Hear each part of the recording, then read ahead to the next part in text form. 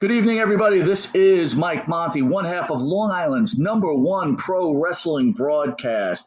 We're produced out of Indie Music TV in New York. That's Ron Conkema, New York. Yes, again, that's Indie Music TV.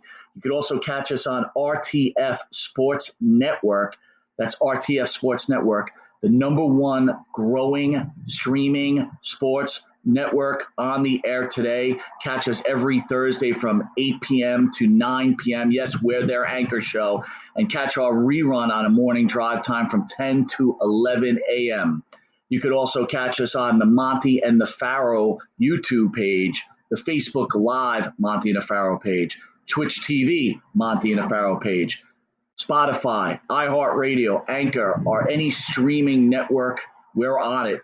You can find us anywhere. Also catch us on New York Cable, Channel 115, every Tuesday from 8:30 p.m. to 9 p.m. Also catch us Saturday mornings on Channel 115 from 6 a.m. to 6:30 a.m. And catch us Saturday morning at 1:30 a.m. on Channel 20. Soon we'll be coming to Amazon, so catch us there also. We want to thank everybody for the support. And again, please catch us every Thursday, 9 p.m. to 10 p.m., Monty the Pharaoh, Long Island's #1 pro wrestling broadcast, new, old, endangered, and let's have a little fun. Talk to you soon.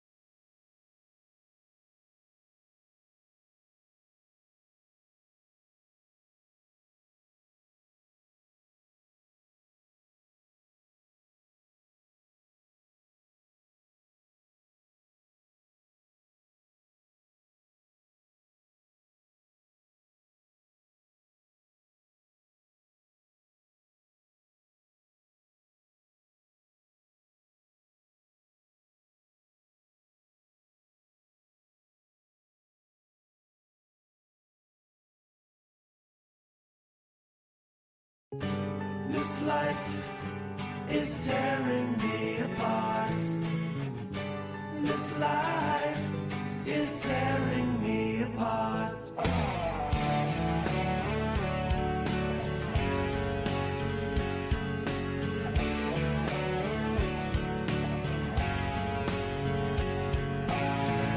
Remember when I was with you? When love was all we really knew. I saw the beauty in this world all around me.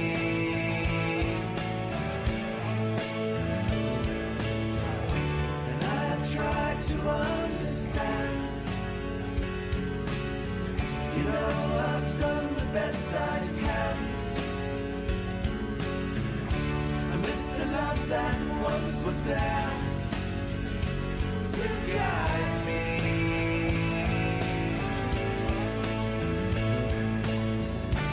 This life is tearing me apart. This life is tearing me apart. I didn't know there was nothing from the start. After all we've been through, where are you?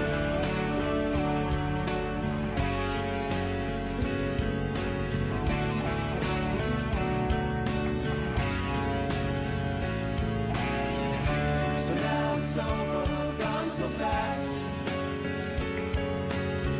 Still all these pictures of my past. I thought that love was meant to last forever.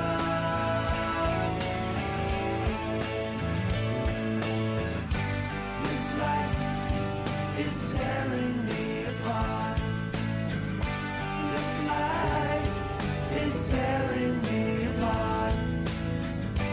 Should've known we'd never get that far. After all we've been through.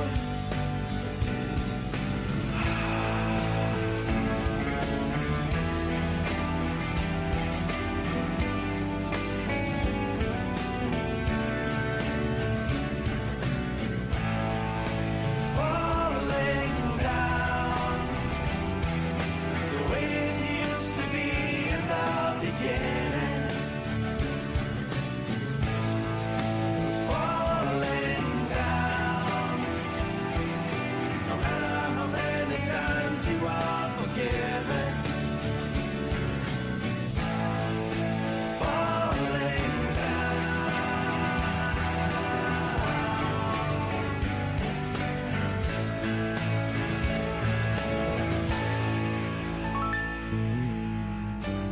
This life is tearing me apart.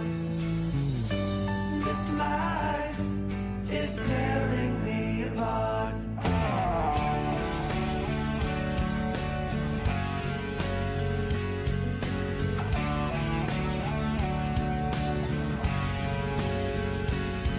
This life, this life, this life.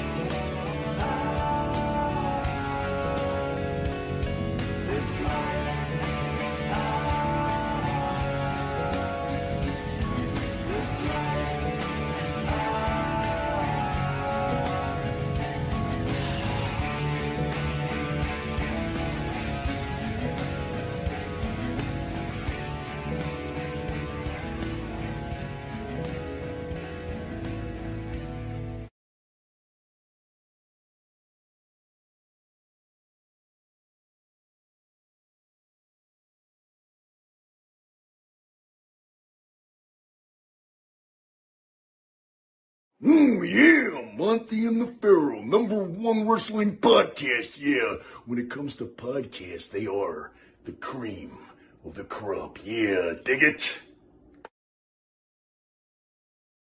Yes, I will be riding high.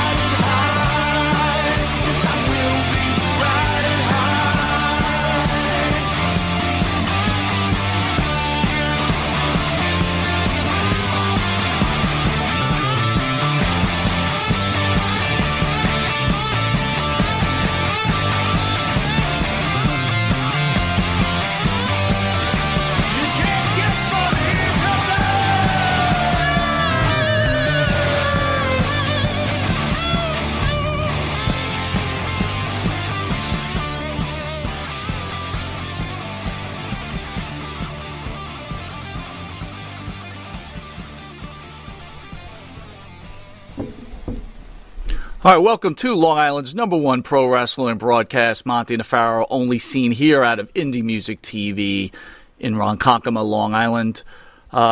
Here at Monty Nefaro, along with Indie Music Studio, we want to send our prayers out to the families of the victims who tragically lost their lives a few days ago in Boulder, Colorado. Our thoughts and prayers go out to those families. At the board, Matty Ice, how are you, my friend? What's going on? Doing amazing as always, and with the weather, doing even better. Isn't life better when it's warm? It is so much better, yeah.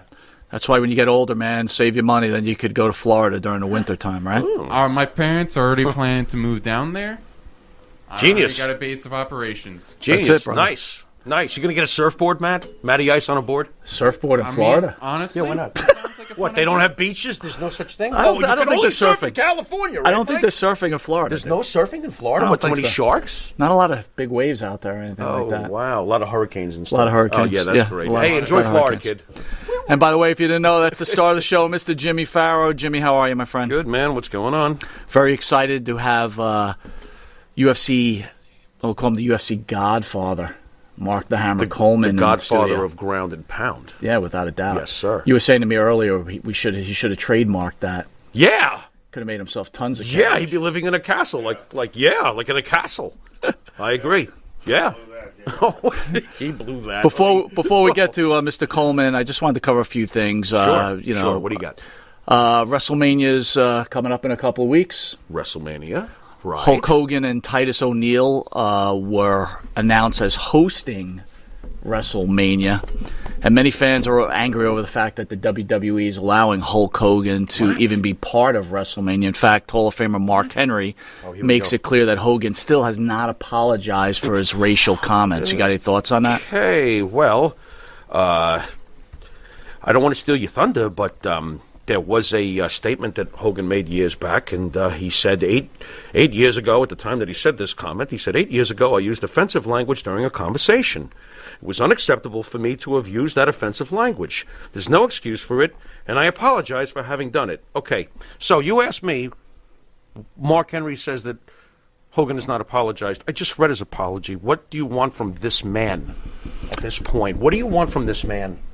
I think maybe What do you want? I think maybe they want more. I don't know. More? What? Like what? Like, go away Hulk Hogan, cancel culture Hulk Hogan, and never come back ever again. Is that what we're getting at? Well, I don't like the.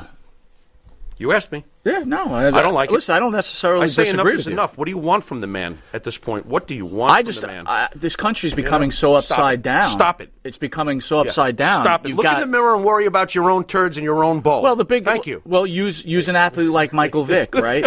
Who literally, Michael literally Careful now. electrocuted dogs, drowned dogs. Is that all? Poked their eyes out. is that cut their all? ears off.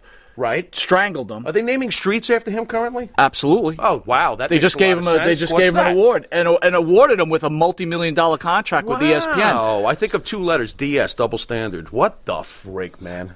Ooh, treading on So fragile something, grounds here. Is there something wrong with this country when we're upset with one something wrong with guy this country. over racial comments, but we're okay with another guy because he says he's sorry that he murdered hundreds of dogs, right? Right. Living beings. Right. Because he went to jail, did his You know what time. I would prefer, and I know that it will never be done. How about we just leave them both alone and move on? No, fuck that. Worry I about don't want to your leave own- Michael Vick No, alone. I totally get it, but at the end of the day, I think we'd all be healthier if we stopped, well, some of us obviously, if we stopped going nuts on a keyboard every day about other people's deficiencies. Well, we know we have our own. You understand, folks? Stop. Anyway, leave Hulk Hogan the F alone. And Titus O'Neil, what a combo, huh? That's interesting. You know why that's interesting. put together. What? You know why that that's I don't. put together. That I don't know. But they Come should... on. Really? Stop. What? Titus is what?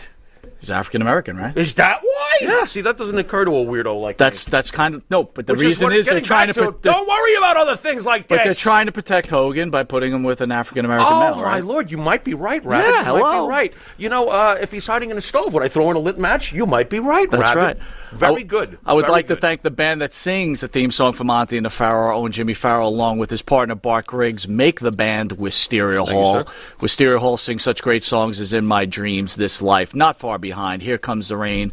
You could find their music on Spotify, iTunes, and Reverb Nation, but we're asking the fans out there, go to the Wisteria Hall YouTube page, give them a little like, hit that like button, right, and give them a little subscribe button, show Wisteria Hall a little love. Thank you. If you didn't notice, this is Monty Nefaro, Long Island's #1 pro wrestling broadcast. We can be seen on the Monty Nefaro YouTube page, the Monty Nefaro Facebook Live page, listened to on iHeartRadio, Spotify, Anchor.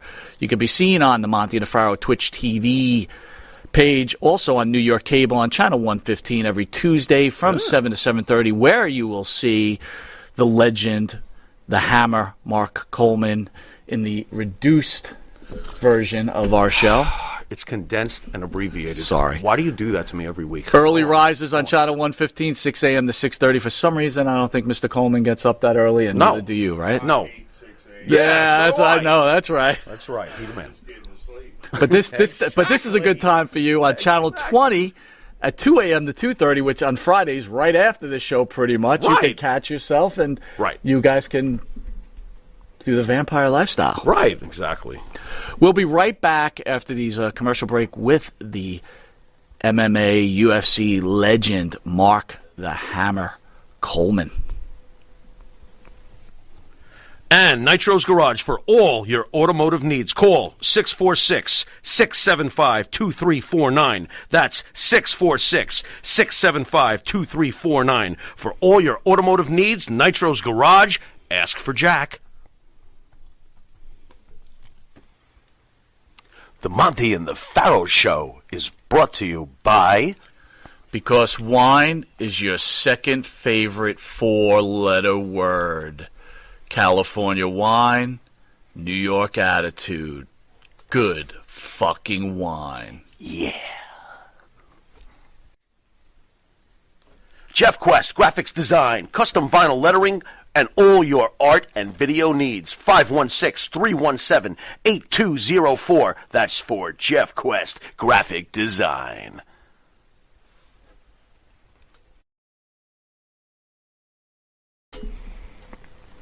All right, welcome back to Long Island's #1 pro wrestling broadcast, Monty Nefaro, seen only here out of Indie Music TV in Ronkonkoma, Long Island. We are honored to have the legend, Mr. Mark the Hammer Coleman. Can we call you the godfather of UFC, sir? Just don't call me the grandfather. I get that all the time now. What? By the way, I am digging the beard. Yeah. I am digging it. Yeah. It looks good. It looks good. Yeah. It looks good. And the shades, by the way. Yeah. The shades. Well represented. Shades and a cheap beard. So before we have at it, do you want to weigh in this whole Hulk Hogan racism double standard? No, look, you guys do a great job over there. By the way, you're very smooth. Thank you, sir. Just saying, I enjoy listening to you guys. You guys are smooth, but I think I'm just going to stay out of that. I do know Mark Henry. I mean, he was on. He made the '92 Olympic team, weightlifting, and I was on the wrestling team. So we actually did hang out a little bit. There you go. Way back then. There you go. Well, again, this isn't against Mark Henry, right? Not at all. But, no. You know, and for me personally, I don't see color, but I do see double standard, and it is a problem with me, right? Again, I don't understand. I don't know. I don't know how you feel about animals, but I think, racism and speciesism are on the same level, in my opinion, so I don't know. Well, you got to forgive both guys. Both guys need to apologize. Michael Vick and Hulk Hogan, they already did. Right. Yeah, let's move on. Yeah. Amen, brother. Yeah. How many times you gonna, come on? Right. It keeps coming back on the internet. That's the only reason we brought it up tonight on, for topic. So you look great. You came off would we call it a massive heart attack with last year? I don't know what's massive mean. I mean, massive, from what was explained to me, massive is any time you have more than an 80% blockage. 100% blockage. Oh, that's pretty. In your massive. artery, like Huh? When your arteries are blocked. My artery was blocked, stuffed to the gill. I didn't know I had one. I knew something wasn't right. It happened like at 7:00 at night, and I just thought it was going to go away. My arms weren't feeling right. Something just wasn't feeling right, and then about 2 a.m. I started getting a little bit concerned, and called my daughters, and they told me to get my ass to the hospital. And I thought I was going to go there. I thought they were going to run some tests on me, and they're going to send me back home. No, they went in there and took a look, and it was big old artery too, man. The biggest artery, and mine was bigger than most people's, and it was just stuffed. They tried to unclog it. And it was so stuffed they couldn't. So then they're gonna put me on blood thinners and come back and try it again in a month. But then the next morning, some of my levels went up, and they said we're gonna have to go back in and try it again. And then when they're in there trying to dig out the clot. Well, you're awake, and it's like it's giving you a heart attack. That's what it feels like. You're like, ah. And it was very, it was not comfortable and very stressful because I'm just sitting there praying that, and finally I heard the doctor say, "Oh yeah," something like that, meaning he got a little chunk out, and then he was able to get it all out, cleared it all out, and they didn't have to put a stent in for some reason. I don't know, but they said my artery was so big they would have had to get a special stent, like a super stent. Yeah, yeah. But they didn't have to put one in, and just trying to live a little cleaner. Well, let me ask you this: you're a legitimate tough guy, right? Actually, a very scary guy too, man. I mean, tough, kick anyone's ass. After you have something like a heart attack, does that kind of like weigh on you, or like kind of feel, you kind of feel a little less than a man type of thing? Yeah. Yeah, for sure. I think it's been 3 months.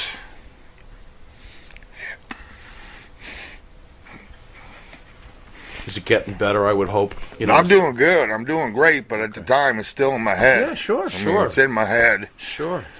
Sometimes I can feel chest pain, and I get all freaked out. But it's a mortality check, man. It's got to be. Well, yeah, you nailed it. It's got to be hard. Does it make you feel less of a man? Yeah, kind of. Understood. Totally understand. And again, I'm a heart attack survivor myself. Yeah. We spoke about that before the show. Think about it a lot, don't you? I think about it all the time. First of all, I think about how lucky I am to be here on the earth. And I will tell you on a personal level, obviously I didn't know you, but we pretty much had heart attacks at the same time. I was in the hospital and I was reading about you. Oddly enough. And, I could almost say that you were an inspiration too, right? And meeting you, I feel like you're an inspiration. I just like your approach and the way you are as a human being. So God bless. I'm glad you're still with us. And again, I know how it feels. You don't feel like the same.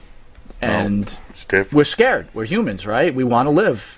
We got families to live for. But on a positive note, we're glad you're here on Long Island's #1 pro wrestling broadcast, and we're glad you shared with us, Farrell.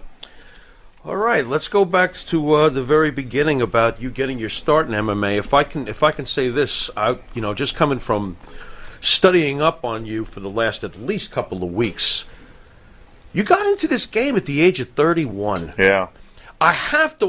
While your timing historically is perfect, you are the first UFC champion. Your timing is perfect. Perfect timing. Did you ever wonder about what it would have been like to have been on that level in your 20s doing this? Because to me, it's like, man, I really wonder what it would have been like to have you doing that in a UFC level, like during your 20s. How does it get started with MMA for you? I was 31, but I was still in my prime. Absolutely. I was still a world-class wrestler. Absolutely. I almost made I made 92 Olympic team. Right. 96. I beat Kurt Angle in 1995. I beat Kurt Angle. He was the world champion that year. Hello. I came out of retirement because my club told me, you got to wrestle, Coleman, or we ain't going to send you your check anymore. So I showed up at the Sunkist Open. I hadn't wrestled in like a year and a half. Kurt Angle was kind of taking over the weight class. Mark Kerr and Kurt Angle were battling out after I left. I was in my prime, and I blew it. I wasted those years. But, I went out there, and I beat Kurt Angle without hardly any training at all. And then, but what am I going to do, man? What am I going to do? I'm sitting there thinking, what am I going to do? There ain't no money in amateur wrestling. None. And then, sure enough, I caught the first UFC, and I was in shock, man. I couldn't believe it. I thought it had to be fake. I thought there's no way this can be a real sport. And if it is, why in the fuck did, am I allowed to cuss? Absolutely. Yeah. Why in the fuck did they wait so long to do this, man? It was the most beautiful thing I've ever seen, but something ain't right here. Right. But why'd they wait so long to I remember, though, when it? that first came out, right, it was on paper. Remember the boxes? And Yeah. Absolutely. Me and my wife were watching that. I think we were dating at the time. And then I think the first match we ever saw was Severn. And, I mean, he pounded some guy, like, to death. And I was like, what is this? Oleg Taktarov, he almost killed that man. The Russian? Yes. Yeah, well, he likes to call himself the godfather of ground and pound, but I'm like, no, Dan, you didn't do it like I did it. Right. I coined the phrase. Yes, you did. I'm Yes, going you to did. take his ass down. I'm going to pound the shit out of him. Fucking shit out of him. That's what I said. But my mom beep that out. Can you got a delay? You can beep out my cussing. We're not beeping out We don't anything, but beep. only for cable television. We do a lot of work on that. Here so we'll comes the beep it. horn. We don't beep out shit. There you go. There you go. But no, I watched the first one, and then sure enough, it was real. Watched the second one, and I was just licking my chops, man, saying, this is me, this is my money, this is what I was born to do. I wish it was here when I was a 5-year-old kid. I'd have been training MMA for sure. 5 years old. Hey, 5 years old, I already knew what backyard. 5 years old, I already knew what the hell I wanted to do. There you go. I mean, I knew I wanted to be in the NFL. I wanted to be in the major leagues in baseball, and I wanted to be an Olympic champion. I wanted it all. I did not like to lose. I was not a good loser, but whenever I did lose, I just told myself, okay, I'm gonna get that motherfucker. I'm gonna get that fucker back. So it's funny you bring that up. year. It's almost like you're reading the script. So tell me about growing up. Tell me about your parents. Like, tell me what made the Hammer. I got the best parents in the world. They never. I mean, I can't say never, but it seems like they never missed one of my wrestling matches or one of my football games or one of my damn baseball games. Never. I mean, I'm over in Turkey in the World Championships, and we're poor. We're poor. When we don't have a lot of money, I look up in the stands and like, I didn't even know they were coming. How'd they get to Turkey? You know what I mean? How'd my mom and dad get there? And the Olympics, they made it to the Olympics. Got a little help. Some people did some fundraising, so my whole family was at the Olympics. They never missed a thing. And I don't know, man. I just knew I didn't like losing at nothing. I was a super shy little kid, and I knew I didn't like getting nobody. I didn't like bigger, older kids being able to bully me or pick on me, and I was going to get big enough and strong enough to whoop all their asses, and that's what I did, man. That's what I did. If there would have been MMA, I'd have been in it for sure. But I wanted to play in the major leagues, in the NFL, whatever. But even though there wasn't a sport, I still wanted to be the toughest man in the world. I didn't want to have to fucking back down from anybody. Well, I think you especially if I got myself a hot chick on my arm. Damn straight. But you accomplished that, my friend. You did. You did accomplish that. All right, we'll be right back after this commercial break with UFC legend Mark the Hammer Coleman. You need a body shop? You need engine repair? Auto Excellence. Collision Specialists. 631-261-6420. That's 631-261-6420. Auto Excellence. Elm Logistics. For all your logistic needs, call 631-299-3595. That's 631-299-3595. Elm Global Logistics. Pride, performance, and partnerships. And APB, American Protection Bureau, voted #1 best on Long Island for all your security needs. Call 631-390-9050. That's 631-390-9050. APB. All right, welcome back to Long Island's #1 pro wrestling broadcast, Monty Nefaro, only seen here at Indie Music TV in Long Island, New York. We've got a special guest, the UFC legend, Mark the Hammer Coleman, in studio. All right, Hammer, I want to throw one by you. Let's go back to the very beginning. The very first champion in UFC heavyweight history is you. You defeat Dan Severn, if I'm not mistaken, by submission. One hell of a scarf neck choke, boy. Ow. Did you see that, by the way? Yes, Ow. I did. Hey, I'm going to tell you what, old Severn fought that pretty damn good because I was doing that on practice to people, and it didn't take me more than like 2 seconds. Lock it up, crank it, and they were tapping out.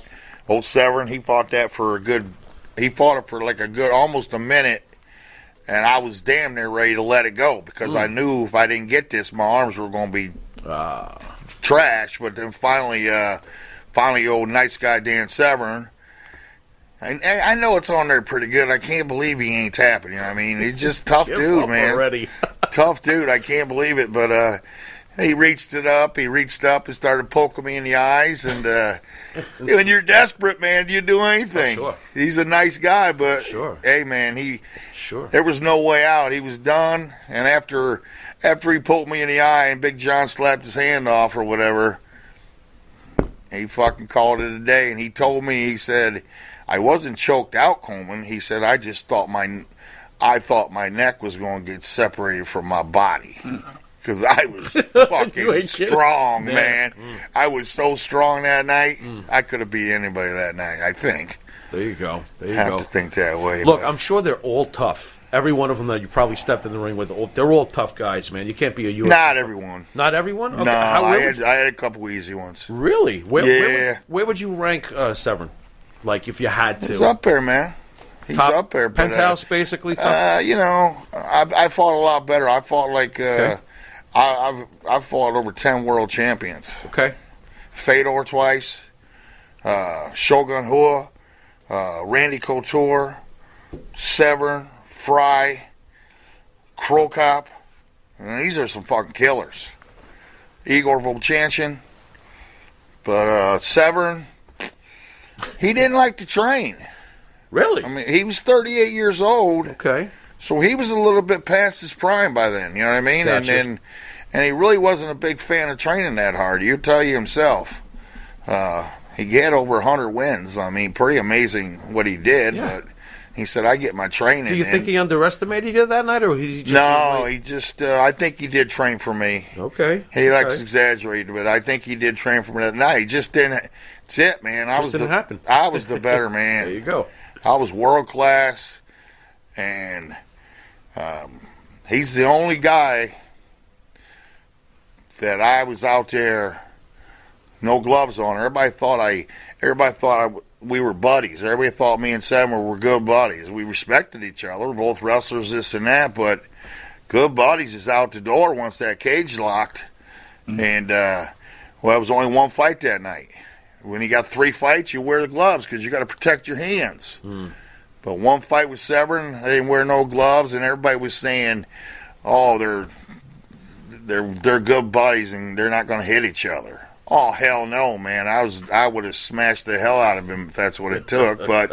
But he just gave me, whatever. The side choke was there, and I've been killing it. Back in warm-ups, I've been killing it, and there it was, and he was tough, but like I said, he was 38, 39, and we're good friends. Me and Severn are real good friends. A lot of respect for each other. I don't think he put in. He didn't train like I did. I mean, he didn't train as hard as I did, and whatever. Did you realize at the time, becoming the first UFC heavyweight champion, did you realize at the time what this was going to turn into? This has turned into, that company is the WWE equivalent to fighting, to cage fighting. I mean, did you realize, or did it take some years before you realized, wait a minute, I'm the first one? No, I knew I needed that first one. I wanted that first one so bad. I knew at some point that was, you don't forget the first. Mm. But and then we as you know, we were in New York, and they shut us down. We loaded up the planes. They spent I don't know how much money, flew us all down to Alabama, and I was just like, God, I just need this fight to happen because I was so ready. Right. And I just needed to be the first. I knew how important it was. Right. To me, it was going to be important first, and can't say I knew it was going to get this big, but my personal thought was it's the greatest sport in the world. It should get this big, and it's going to keep getting bigger because it's worldwide. It's like soccer. Everybody can fight. American football is American football. They're huge, but these fighters are coming from wherever. I remember walking out after my first UFC 10. I won the tournament. I remember walking out just kind of like in a dream saying, wow. First thing I said is, them Russians are coming, man. That's what I was thinking because the Russians are coming. The Russians are coming because I'm telling you, they was badasses in wrestling, man. Oh. They were so badass in wrestling, and that's what I was saying. Oh man, the Russians are coming. I got to get some wins in before they come. They were a problem in Rocky IV. So we kind of knew. We knew there was going to be a problem, Rocky. I mean, we kind of knew right from the beginning the Russians are going to be a problem, Mark, one way or the other. Mark Yard Ape 99, Right. fan of the show, asks, "Are you still in contact with Tank Abbott and Don Fry?" Well, yeah, I'd stay in touch with. I mean, not like I'm calling them up once a week and just chat for an hour, but no, we all just. How was that call? You call up, "Hey man, you remember when I beat your ass back 3 years ago? You still feel all right?" Hey, Fry. I mean, he literally. He's the toughest man I ever fought. Not the best. He's awesome. Not the best. He's awesome. But I almost had to kill him. I believe it. No, man. I'm not kidding you. I mean, he was. believe it. I couldn't believe they wouldn't stop his fight, man. I believe it. But he was. But no, he was. Wasn't he willing to come out of the stands to fight you or something like that? I mean, what's the story with that? Well, yeah, that's. He was not happy. He was an angry man, and he did not like Mark Coleman just because I beat him. If I'd see him at a small show and, what's up, Don? He'd be like, yeah. But then finally, like about 3-4 years after it happened, he came up to me and he's like, oh, man, puts his hand out. He goes, hell, I can't hate you, Coleman. We're too fucking much alike. I said, yeah, we're a lot alike, Don. But the light bulb went off. He was so angry. He watched that fight every day for a couple years, and he says it just took years off his life. Wow. Well, let me ask you, when Dan was in studio, Dan said he didn't remember his wins. He just remembered his losses. Right. Are you the same way? I remember them both. Okay. Yeah. But in wrestling, in my amateur wrestling days, I can remember my losses a lot. A lot of my losses, I can remember those in detail. More so. Okay. But fighting, man, you got to remember the wins too. I mean, it's true. I mean, well, Dan's got 120 wins. How the fuck are you going to remember all that? That's pretty fun. You're right. Look, you look like you have a great relationship with your daughters. Can you tell me about your daughters at all? When I go on social media, it looks like what a nice relationship you have with your family.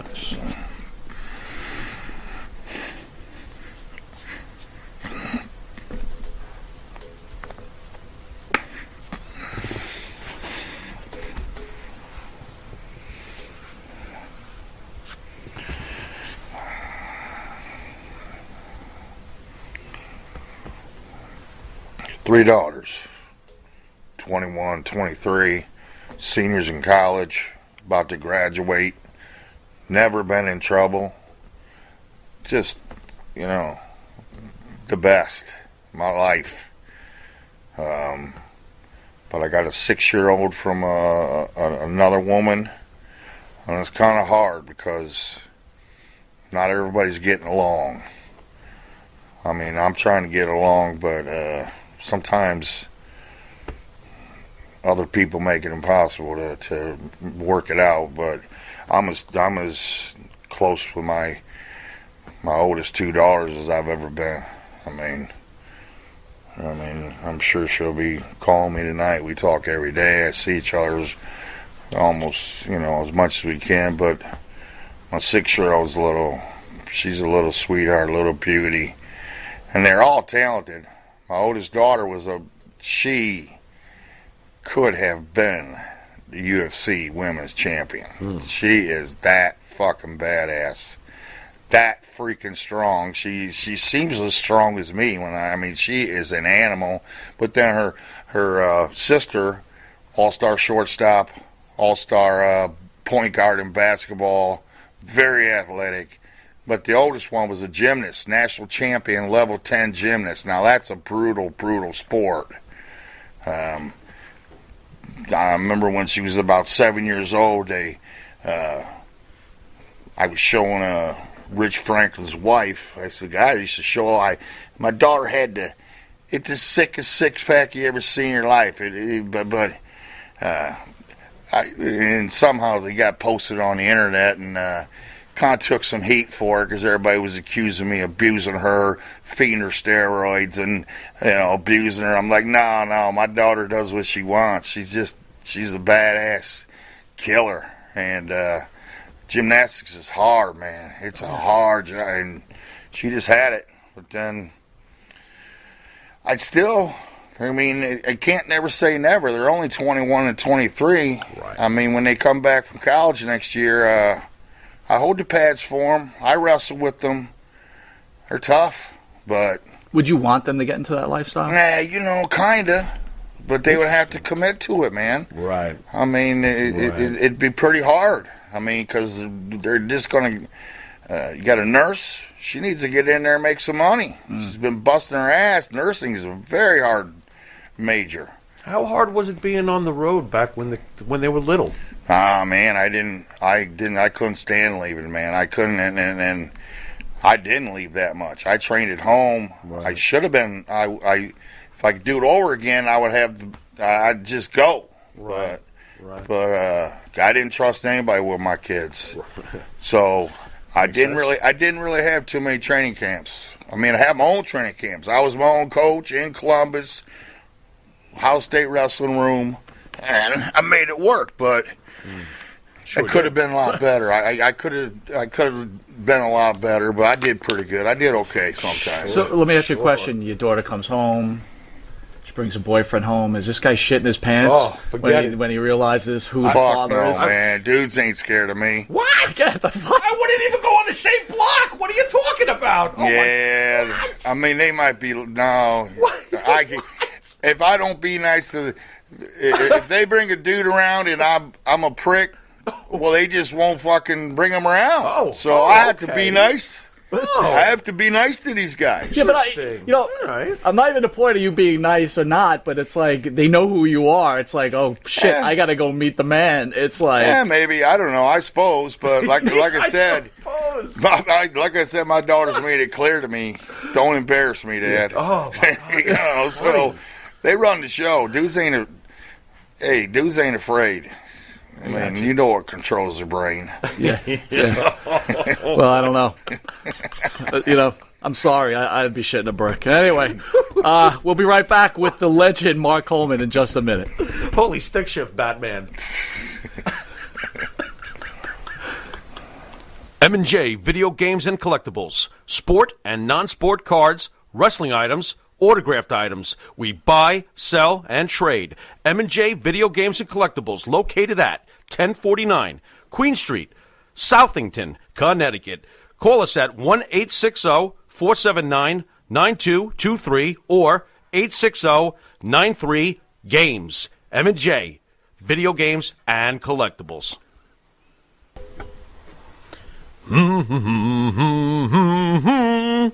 Oh, what's up, Mike? Hey, Jimmy, what's going on? Nothing much. Jimmy, I love this country. Oh. I love to buy made-in-America material. And I love to buy my artwork at TAG, T-A-A-G, Made in America, 14 East Broadway, Port Jefferson, New York, 11717. The shop at the corner.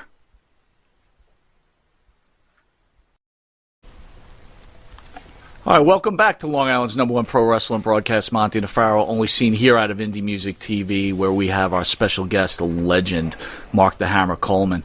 Mark, what do you got next to you, man? Can you show the fans? What belt is that you got on the side over there? Right there it is. I mean, can they see it? Let me see. Can you see it? Bring it over you. There you go. Look at that, Yeah, baby. UFC 10. UFC 10, man, I tell you what, I couldn't believe it. I just beat 3 dudes his ass one night. I almost had to kill the guy in the finals. And there ain't no cops coming. I'm not in no trouble. They gave me this big old belt. They gave me a $60,000 check, and the fans are loving me. I'm like, how? This is the coolest sport ever. It's the greatest. I just, but it's the greatest. But I just wish it would have started, like you said. I wish it would have started 20 years earlier. Now, was Dana White in charge at that time when you first started? No, Bob Meyerowitz. Okay. He got the. I mean, he had to. I mean, they had problems, man. We had struggles. Shows got canceled. John McCain, human cockfighting. They almost went under. I mean, they almost threw in the towel. But if that UFC, if we didn't get that, when I won the heavyweight championship, UFC 12, we had to fly from New York to Alabama. We didn't get in till 4 or 5 in the morning. Fight the next day. If that show didn't happen, it might have been all she wrote, man. Right. So Right. they had to spend a lot of money. Bob Meyerowitz spent a lot of money getting this shit going. So let me ask you this: in your prime, Lesnar in his prime, Yeah, could you beat Lesnar? I think so. What the hell? Yeah. There you go. Ground and pound them. Ground and pound Lesnar. Get down, Brock. Boom, boom, boom, boom, boom, boom. It's a ding. Why not? I'm not saying it'd been easy, but that's a bad dude. But Yeah. of course I'm going to bet on myself in my freaking prime. Right. I mean, Just out of curiosity, because I am curious about stuff. But where do you put Brock? I've had arguments with UFC fans that say Brock Lesnar doesn't deserve any credit for what he did with UFC or his impact on UFC or his history or what. What do you think about? What is your opinion on Brock Lesnar's UFC people career? are jealous or something. That man, what? I that don't get man, that man brought all kinds of attention to the damn sport. Right. That's simple. Big, giant, monster, badass, savage killer. Preach. Yeah. But sometimes he got a little tired. There you go. Well, There you go. No, but he was dangerous, man. He was so strong, so big, so powerful. His hands were like, makes that thing look like a baby's hand. His hands were the biggest hands I've ever seen, man. Huge. You get hit with that. But he did pretty good, but he didn't have enough time to dedicate to it. He was doing the pro wrestling thing, so he had to do a little bit of everything. But if he would have committed to MMA, who knows how far he could have went. But he did fine, man. He did great. Is Fry the toughest man you've ever been in the ring Well, with? just I've been in the ring with 10 world champions. Right. So they're all tough. But I'm Absolutely. saying, literally, I was really UFC 10, third fight of the night. My hands were the only thing on my body hurting. That's a good problem to have. yeah, for sure. You ain't My hands were killing me, man. If I wanted, that. I wasn't going to wear the gloves. Thankfully, I listened to somebody for once. My coach, he begged me to leave the gloves on. After the first fight, it only lasted 2 minutes, but I came back and said, these gloves are getting in the way. Yeah. He's like, you got to keep them on. Luckily, I did because I fought Gary Goodrich the second fight, and that dude's head's hard. I had to hit him about 50 times before he threw it in. But then, oh, man, we got to the finals, and it was just ground and pound for 11 minutes, 40-some seconds. And I'm looking at this dude's eyes, and they're pretty much swelled shut. And I'm just like, gosh, damn, this is crazy what I get myself into. Because I was getting tired. It was a lot of work. 11 minutes, so I was getting tired, and I was kind of like thinking, man, this dude, maybe he's going to reverse the situation on me, you know what I mean? But he was His hands, he was on his back defending himself still. I'm throwing headbutts right in his face. Bam, just solid headbutts. Legal. Boom, smashing him.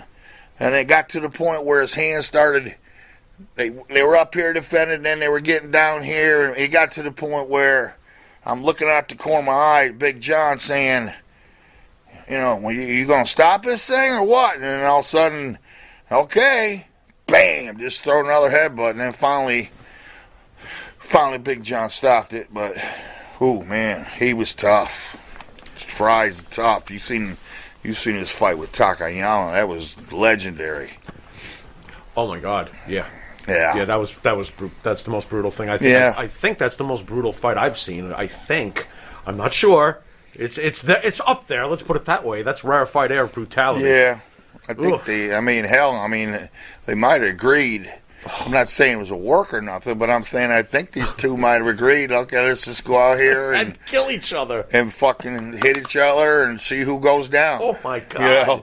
It's beautiful, man. It's Haymaker City. It really was. Punch, but that's a famous fight, boy. Did you realize at the time when you first were getting into this that you were a pioneer? Did you realize your style was going to be copied till the end of time, basically? Because when I see everybody today, those elements come from you. Well, I knew wrestlers were badasses. We always carried a chip on our shoulder. I don't care if you got a 118-pounder or a heavyweight. They all thought they were put a couple beers in them, and we all thought we were big guys, But tough. I knew wrestling. We were always jealous because there's a karate school in the corner of every freaking street, and we kind of knew that karate shit ain't gonna work, But they were getting all the attention, this and that, but.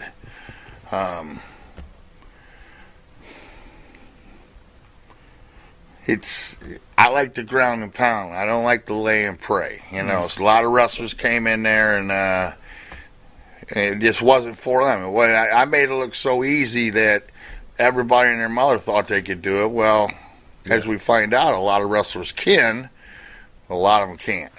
Just because you can wrestle don't mean you... Well, to me, it kind of changed the sport, right? Because I remember in the beginning, right, the Gracies, a lot of those matches were just tie-ups that were just like, were going nowhere. And I'm like, I don't know how this is going to work. But, I think guys like you and Severin, changed the sport, I think. Yeah.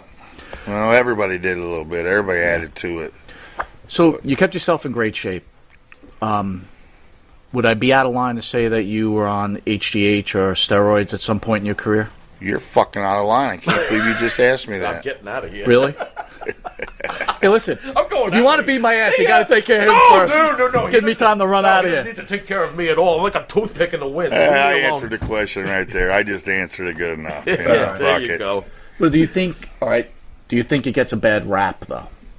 A lot of people blame steroids and HGH for a lot of problems. It depends on the person. I've seen a lot of documentaries where it's actually helped people tremendously. Depends on the person. Do you have any thoughts on that? HGH? Yeah.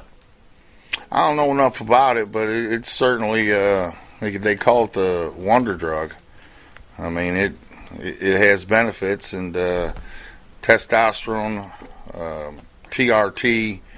I think if you use it in that moderation, I think it can be very beneficial. But when you abuse anything, it's going to possibly cause problems. So, yeah, look at these bodybuilders. Of course, they're on it. Mr. Olympia, sick looking dudes, man, just freakish. Well, a lot of them die young though, but you kind of gotta take that chance to be the best. You want to be the best, I knew that when I was my age, I knew I was going to be walking crooked. I've had, 4 hip replacements, neck surgery, knee surgery, probably need some back surgery, but when I was a little kid, I looked at my heroes and I said, they all walk a little funky, you know what I mean? A little crooked. I said, I'm going to be walking crooked, because if you ain't walking crooked, you probably sucked. Look, if you ain't walking crooked, you just gave up the takedown and got pinned, you know what I mean? I didn't give shit up. Yeah. I fought it, but I'm doing all right. I ain't complaining. I just wish I would have worked harder, actually, a lot harder. Was the lifestyle like being a rock star in some ways? I mean, I'm sure the temptations behind the scenes had to be ridiculous for you. Hey, coming from the wrestling background, we never got a dime. We never got any fans. The only fans were there was your mom and dad. Wrestlers just didn't get nothing. We was doing it to be the best, man. Get that gold, that fake gold medal. It ain't even gold. It's fake. We were doing it to be the best. So going from that to they're strapping a belt on me, handing me a $60,000 check, and everybody screaming praise. The cops didn't come. Yeah, I mean, it was pretty, yeah, I liked it. I ain't going to lie, I liked it. I wanted, my goal was to be the best in the world at something.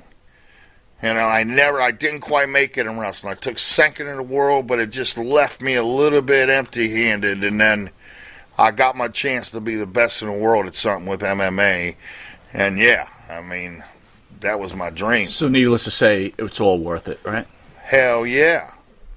100%. Fan out there asked, do you still have the title belt that Antonio Inoki gave you? Oh. No. They just gave that to me for show, but they took that bitch right back. I'd have loved to keep it.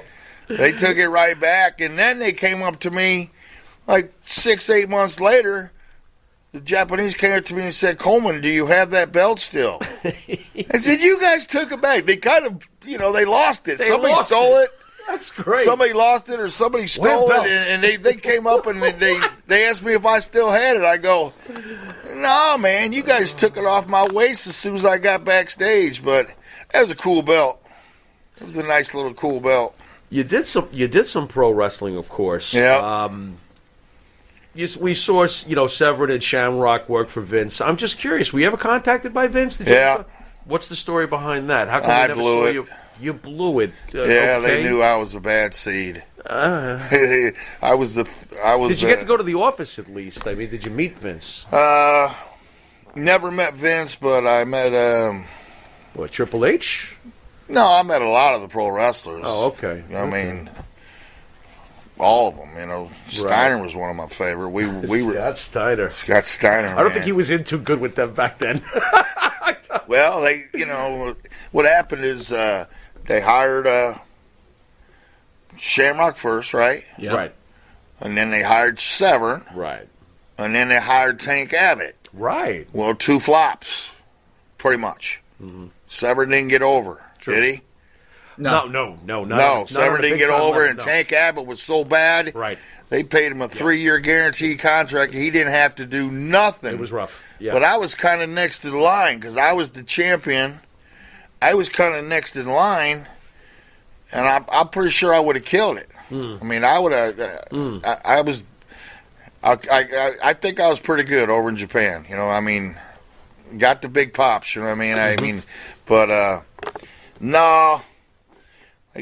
Just rumors about me liking to drink some booze too much and stuff like that.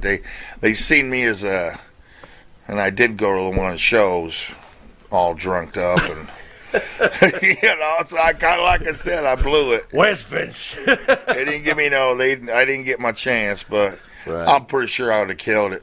Right. I wanted to wrestle Kurt Angle so bad. God, that would have been hot. I don't know why it didn't happen in Japan. We could have did it over Japan. We would have went 25 minutes, and we would have beat the hell out of each other. Did you ever have any contact with Kurt during those days when you were wrestling? Hey, Kurt, got an idea here. Yeah. Hello. What did Kurt think about it? Well, they came close. I mean, Kurt. Kurt, there's going to be the 4 Horsemen or whatever they was going to call us. Kurt. Myself was in the plan. I can't remember, or maybe a Don Fry, and oh my God, that would have been incredible. Yeah, we were gonna be the badasses, but it just it didn't come to fruition, man. And like I said, I kind of just blew it that one night. I got a little too hammered. So, Mark, let me ask you about that. When does the drinking spiral out of control? Like, what happens? Like, how does it creep up on you?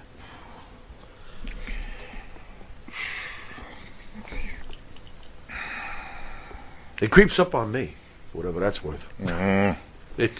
It knows how to creep. It's an evil drug, and it'll get you. Right. It'll get you, and then it's hard to get off. Any drug out there. Sure.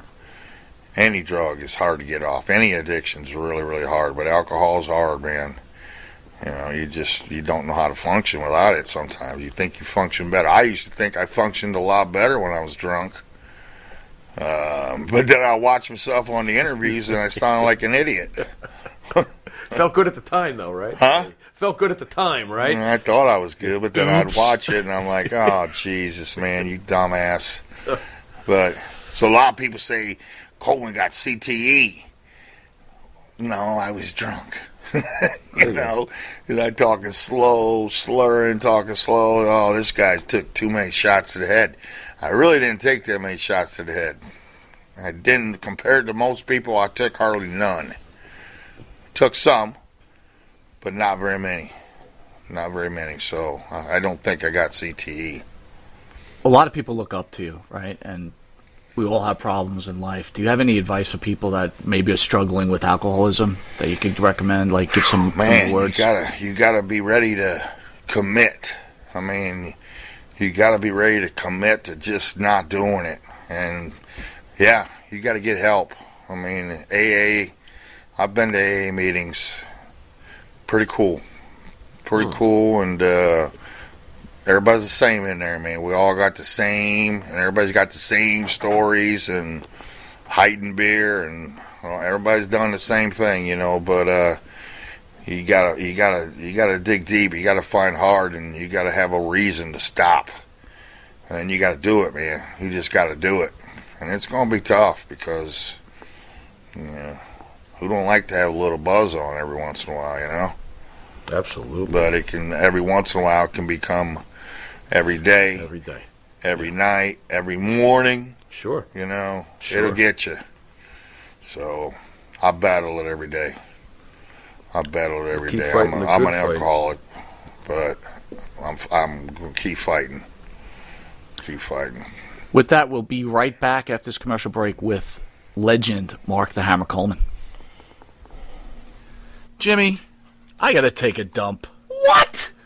No, I mean I need a dumpster. Well, for all those needs, you need to call Big V Dumpster Rental, Long Island, New York, 631-900-DUMP.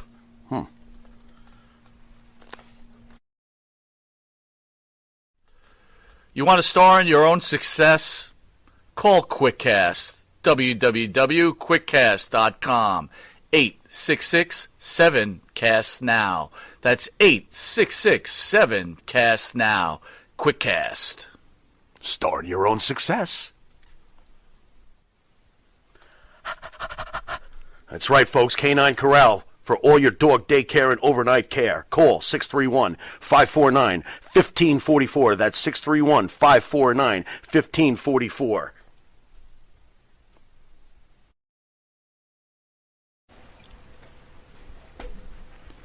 All right, welcome back to Long Island's #1 pro wrestling broadcast. Monty and Faro, seen only here out of Indie Music TV every Thursday from 9 till 10 p.m. and once in a while some Saturday shows, depending on if we have a special guest or not. Yeah. But right now we have a very special guest, the legend Mark the Hammer Coleman.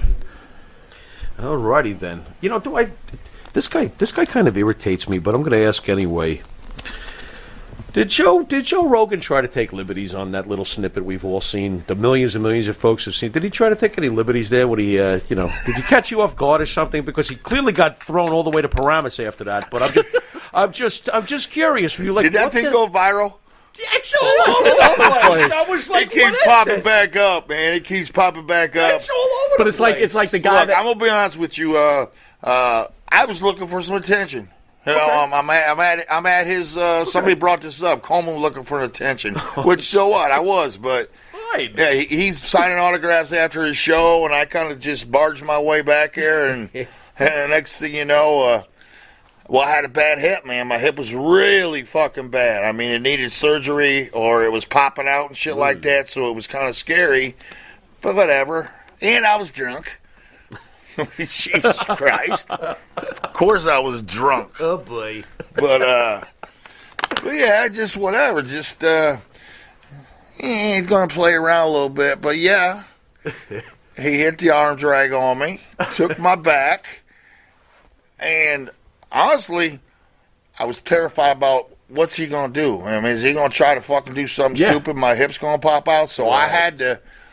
I even called a timeout. And I said, wait. I don't want, just wait, because I don't want my fucking hip falling out, because that's the worst pain that you could ever imagine. Right. Your hip, oh, God, you're in the most severe pain ever. They got to get you to the hospital, put you to sleep, and then they got to wheel that bitch back in, man. But I was sitting there saying, I even, he took my back. I said, timeout. I even called timeout. But then I realized, well, fuck timeout. I turned and faced him, and I honestly thought that I just gave him a fucking gentle shove, right. Which I don't think it was that hard. I mean, it was hard enough, but I think he was off balance, and it looked a lot worse than it was. Right. But then I do watch it in slow motion, and it looks like I shoved the fuck out of him. Now, was he upset with you at all, or? Well, if you watch it, you can see him when he gets up off the wall. You can see his face get real angry, real mean. But then all of a sudden, he looked right at me, and I'm like, oh. I was immediately saying, sorry. Right. Sorry. And then he came in, and we hugged it out. But I thought he was going to be pissed. I heard he was pissed. But then, then I heard through the grapevine that, he wasn't pissed. He was actually, he just couldn't. He said he couldn't believe how fucking strong Mark Coleman is. And I've had a lot of people say I'm the strongest man they've ever touched. Lots of people. So I'm not surprised. But, he got his fans, boy, they get all over me, man. His fans, they think he could have kicked my ass. I mean, Mark Coleman's so lucky he didn't. What if he would have threw a fucking spinning back kick? I'm like, well, that wouldn't have been too smart. I mean, what are you talking about? They act like he's going. They act like he could take me down with one kick. You know what I mean? I said, dude, you guys ever see Maurice Smith hit me 50 times? I didn't go down. Wow. But no, we're good. 50 times. Oh, God, he beat the hell out of me, man. 50 times. Ow. He beat the hell out of my legs, man. It was so fucking pain. But, no, I mean, me and Joe are good. We're good. I apologize to him. I mean, I literally didn't mean to do it. And Did you ever go on Rogan's show? No, I'll get on there someday. Okay. Now that he's on, I don't know about this new thing. I mean, they got new rules, right, on whatever he's doing now. A lot more political. Yeah, I'm not sure. Okay. Yeah, well, he got the $100 million deal, but he's got rules to follow now. Interesting. Okay. But no, I'll get on there. I'm just not in no hurry. I'm not in no hurry to do anything anymore. Fucking slow. Well, so much for this. What can we look forward to seeing you in the future? Fuck that. I'm just chilling out. What is there anything down the road with the pandemic coming up for you, or you just playing it by ear? Pandemic hit a lot of people hard, man. Financially, it hit me hard. It couldn't come at the worst time. The Arnold Classic in Columbus is last March, and that's right when they started shutting shit down. Right. And March is a big month for me, and I had like 8 or 9 appearances lined up for that. Matt Brown was fighting at the end of the month, which I'm going to get compensated for helping him train, and a couple other appearances, and it's just gone, man. And I needed to get back up, so because fortunately, I mean, everybody says Dana White, the UFC owes all us old motherfuckers, He don't owe me shit, man, really. He don't owe me nothing. There we go. He don't owe me nothing. I got it. I mean, fuck, I'm here right now. What the heck? There you go. I can make money, plenty of ways I can make money. Just got to listen to Dan Severn more. He's my counselor. God damn it, boy. He's smart. He's so damn smart. He's the biggest hustler in the world. He'll do anything for $200. Yeah. Real quick, thoughts on Dana White while we got you here. I mean, is this Vince McMahon or what? I mean, as far as the business, what he's done for the UFC. Yeah, he's badass, man. Dana White is badass. I've always admired his work. This guy gets it done.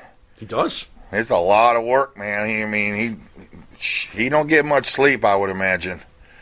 How is he towards you behind the scenes? What's your relationship, if I can ask? Because I have no idea. Fine. Good? Fine. Good? Like, nothing but respect. He gives me all kinds of respect, and when I see him nowadays, he just treats me fine. As he should. He likes to call people dumb, though. Okay. He called me a dumbass a few times, but I have to admit, he's right. Oh, you got me.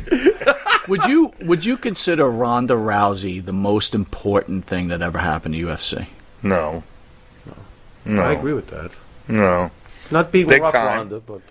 It was big time. She was big time. Big time, but... Absolutely. And I can't say what was bigger, so maybe she is, but I just immediately my first thought was no. And not that I don't like her or anything that, but I just there had to be something bigger than that. Hey, can we do this with him? What is the Hammer's Mount Rushmore of UFC fighters? You got 4, like Mount Rushmore. You got 4 fighters that in your opinion, best represent the history of UFC. Who are you putting up there? Who are the 4 guys? Bones Jones. Okay. Khabib. Okay.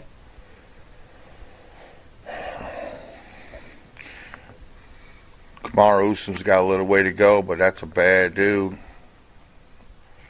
I don't want to leave nobody out. I tell you what, Randy Couture was a fucking legend, man. Oh, my God. He won the belt back a couple times. I mean, he don't get enough because he's kind of banned. You don't hear enough about him because him and Dana White got the issues. But man, that dude was badass. What he did, I like Fedor. Fedor for 10 years, man, nobody touched him. So I could keep going. I'm just going to leave it at that. Stipe, that's a bad dude. We'll see what happens here. Ngannou, man, this is a... Wow, I can't imagine the nerves that are going to be going through people's body that night. Stipe and Ngannou, that's a big fight. Everybody's talking about that one. They're going to get some buys on that. I can't wait till crowds start coming back to these events, man. Get life back to normal. With that, we want to thank you for joining the show. Absolutely. Great interview. Great human being. Thank you very Thank much. you. You guys are awesome. Thank brother. you. You too, You guys man. are awesome. Thank you. You've been watching Long Island's #1 pro wrestling broadcast, Monty Nefaro, seen here only out of Indie Music TV. You could catch us on the Monty Nefaro YouTube page, the Monty Nefaro Facebook Live page. Listen to us on iHeartRadio, Spotify, Anchor, and catch us on New York Cable Television on Channel 115 every Tuesday from 7 to 7:30, Saturday 6:30 to 7 a.m., and Channel 20 from 1:30 to 2 a.m. Real quick little announcement. One of our sponsors, Tag, who just joined on with us, on May 23rd, they'll be having a special event with Mr. USA Tony Atlas. Sweet. And Monty Nefaro will be there to help them along. So, any parting words, Mr. Farrow? I just want to thank the Hammer once again for coming down here and for igniting what I know is going to turn into many months of researching and continuing to fall further in love with the UFC. So thank you for that. You see what you've done now? created Now a I got to monster. listen to this guy every guys. day and be like, you know what happened here. Now I'll be screaming for Liddell. I'll be screaming for all these other guys. I would have liked to have seen him in Shamrock, but we don't have any more time for this anyway. I would. That's the one fight I really would. That's the one fight that I wish I would have got. Me and Shamrock. What would have happened? Prediction. Man, I'm gonna beat his ass. Hey, listen, Tyson and Holyfield are It going to ain't fight. No, they're not. The Holyfield. I'm gonna beat his ass. I mean, he's a big, strong, badass dude, but I'm just a better wrestler. I would have got him down. And hey, there's always a risk. He's pretty damn good with them submissions. But I'm gonna have to bet on myself again. There you go. I always bet on myself if I'm prepared. And I think I would have ground and pounded old Shamrock. Yeah. Well, We did spar one time. Me and Shamrock did spar one time in the gym, like 4 rounds. How'd that go? Ow. Put him on Queer Street. Well, you had a better way to cut out than that. Once again, thank you, Mark, for joining us. We'll be back Sunday at 10 a.m. with WWE superstar Queer Street. Gangrel. Thank you, Mark Coleman. Is that bad to say queer? No. Okay. No. Later.